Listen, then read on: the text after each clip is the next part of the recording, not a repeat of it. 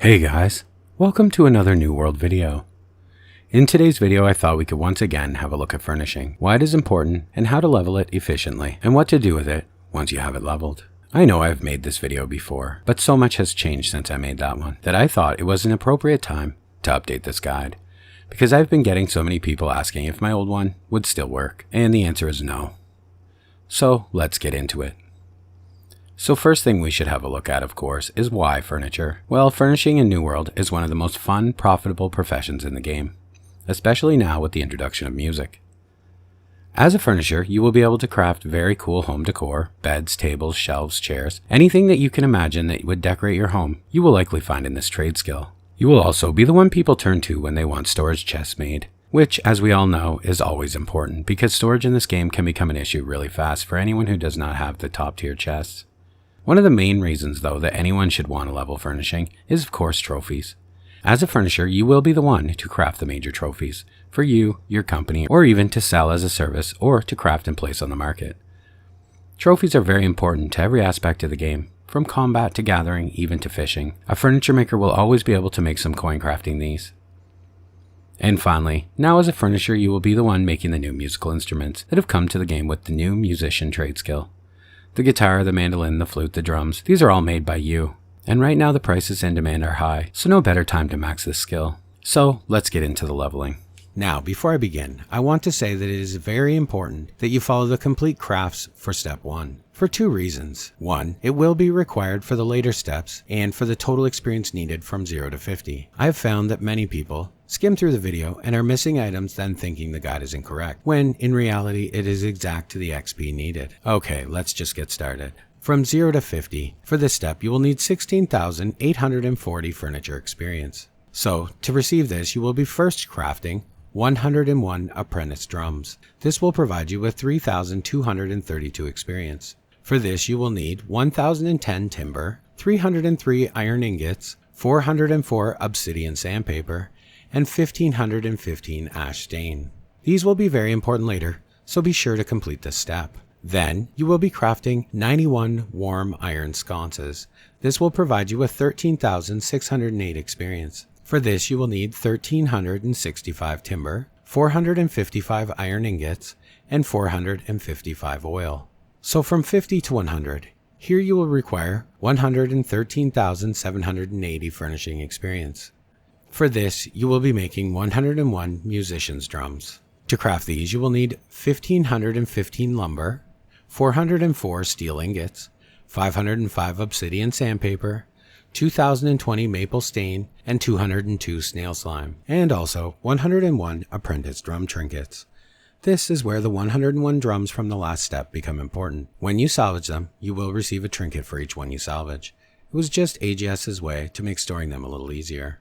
So from 100 to 150. So here we will once again, you guessed it, get out our 66 drums we made in the last section, because here we will be making 66 composer's drums once again. For this we will need 1,320 wordwood planks, 330 star metal ingots, 396 sandpaper, 1,650 oak stain, and once again 132 snail slime, and 132 resonant hides. These are a new type of hide that was added with the July patch. You will make it over at the tanners using lumber and rugged leather. Nothing extremely rare or expensive here. And that's it. That's all you had to do to reach 150 furnishing now. So much easier than the old days of spending hundreds of hours or tens of thousands of coin on beeswax. Now that we have reached 150, it is time to finish up our training. To do this, we will be making 26 virtuoso drums. To make these 26 drums, we will need, of course, 910 ironwood planks, 208 orichalcum ingots, 390 sandpaper, 1,300 mahogany stain, 104 snail slime, and 156 resonant hides. And then, boom, you're done. You're 200 furniture. I dare say that this used to be the most difficult profession to level, and it has now become probably the easiest. Unbelievably easy, right? The days of making 30,000 stains, wasting hundreds of thousands of coin, those are gone now. And the nice thing about these drums is you can sell them for a decent profit if they have the right perks. So now that your furnishing is 200, what's next? Well, there is a ton of coin to be made. I've included links in the description to the routes I run for rare furniture schematics, trophy mats, and more. All of the items that you as a furniture maker will want to be farming. because when you get these, you can craft trophies, rare furniture, chests, and sell them on the market and make a ton of coin. One thing a lot of people overlook is the benefit of incense. Now, as a 200 furniture maker, you can craft the highest quality of this, which is incredibly useful in almost any combat situation. And of course, craft and decorate your home. There's a lot of times in New World when we are waiting on content drops, and we really don't have a ton of exciting things to do. This is the time when you'll want to put your furniture skill to use and decorate your home in cool ways. Now, the biggest way to make money with your furniture skill will be by making gold and steel storage chests. To learn this, you will need to find the schematic for it, and this won't be easy, as it is the rarest in the game. Or one of them if it isn't quite the rarest. It only drops from elite ancient chests and elite supply chests, in level 50 plus zones, and the drop rate is extremely low. And when I say low, I mean it. 0.00023% low. And yep, you guessed it, it's not influenced by luck. You can also get it from tier 3 furniture aptitude crates, but this is not a way to go about getting it. When you open a tier 3 furniture aptitude crate, which doesn't come by cheap, you have 25% chance to receive a schematic, and there are 227 in the potential pool. So the chances of pulling this one are very, very low. You can, in a way, effectively double your chances of getting it, however, which I will admit isn't much when you're talking about the drop rate on this, but it is something. So when you loot an elite chest on game side, you roll. And if you roll the correct amount, you will access the loot bucket for the chance at the schematic for this chest. However, once this has been achieved, you will then have another roll game side that will randomly select one of the items in the bucket, which of course contains 22 items as seen on the screen. Now, if you look closely, you will notice something. Do you see it? 11 of these items are zone locked to Ebonscale reach. So what does this mean?